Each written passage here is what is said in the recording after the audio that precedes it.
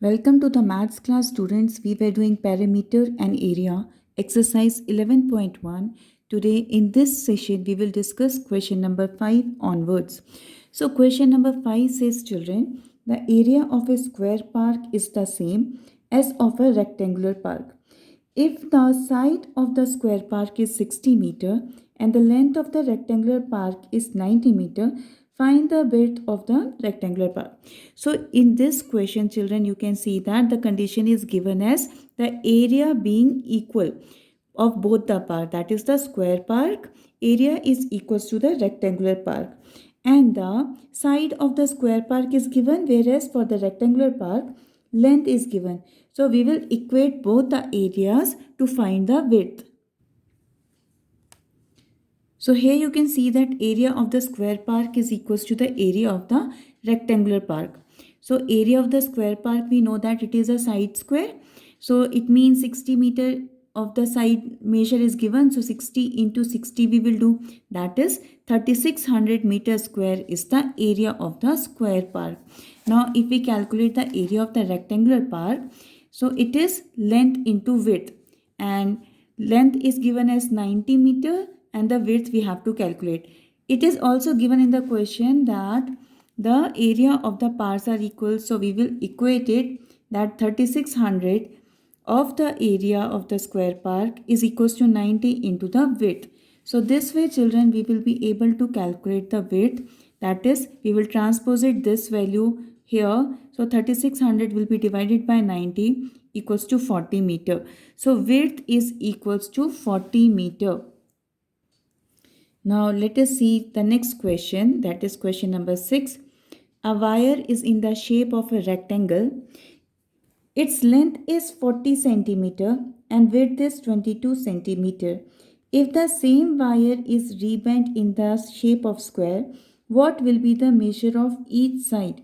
Also find which shape encloses more area. So children, here we have to remember that it's a wire which is bent in the rectangle and the same wire is rebent into the shape of the square.